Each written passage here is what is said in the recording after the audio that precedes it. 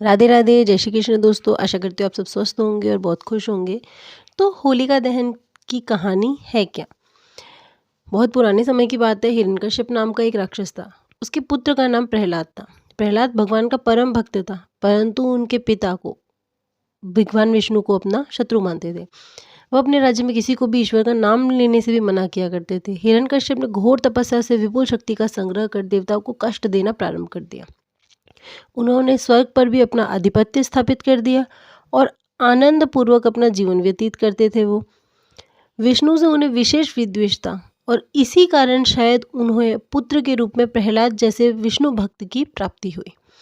एक बार हिरण्यकश्यप जब अपने पुत्र की शिक्षा के संबंध में जानने के लिए अपने गुरु के पास उन्हें लेकर के गए, तब उन्हें अपने पुत्र की विष्णु भक्ति की भावना का ज्ञान हुआ।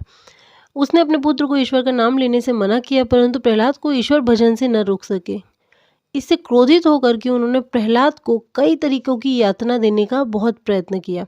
उन्हें सर्पों की कोठरी में बंद करवा दिया, एक बार पहाड़ से नीचे गिरवा दिया, हाथी के सामने डलवा दिया, परंतु वे उस विष्णु भक्त का कुछ भी न बिगाड़ पाए। अंत में उन्होंने आदेश दिया कि उनकी बहन होलिका अपने भतीजे प्रहलाद को गोद में लेकर के बैठ जाए, जिससे प्रहलाद जल करके मर जाएगा, क्योंकि होलिका को ऐसा वरदान मिला हुआ था कि अग्नि उनको जला नहीं सकती। इसलिए भाई की आज्ञा से उन्होंने भक्त प्रहलाद को गोद में लेकर के आग में वो बैठ गई, लेकिन प्रहलाद का बाल भी बांका न हुआ और होलिका जल करके भस्म हो गई। भगवान की कृपा से अग्नि प्रहलाद के लिए बर्फ के समान शीतल हो गई। तभी से होलिका जलाई जाती है।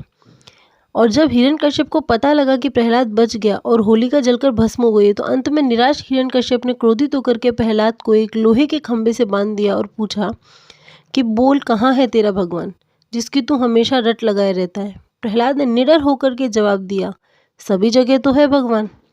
तो उनके पिता ने कहा कि क्या इस खंभे में भी है? यदि है तो मैं अभी तुम्हें तलवार से दो तुम्हारे टुकड़े किए देता हूँ, तो और देखता हूँ कि तुम्हारे भगवान तुम्हें कैसे बचाते हैं। ये कहकर के हिरण्यकश्यप ने जैसे ही प्रहलाद को मारने का प्रयास किया, उतने में ही उस खंबे को फाड़ करके भगवान विष्णु नरसिंह अवतार में प्रकट हुए और उन्होंने अपनी जांघों पर बिठा करके हिरण्यकश्यप को अपने नखों से पेट फाड़ करके उनका वध कर दिया और प्रहलाद के प्राणों की रक्षा की।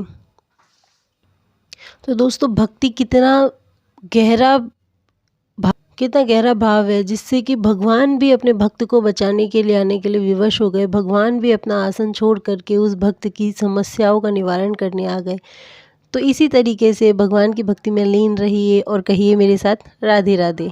चैनल की कहानी पसंद आई हो तो मेरे चैनल को लाइक, शेयर एंड सब्सक्राइब जरूर कीजिएगा और बेल आइकन ज़रूर दबाएं, ताकि जो भी अगली कहानी आने वाली हो उसके बारे में आपको नोटिफिकेशन मिलता रहे। राधे राधे।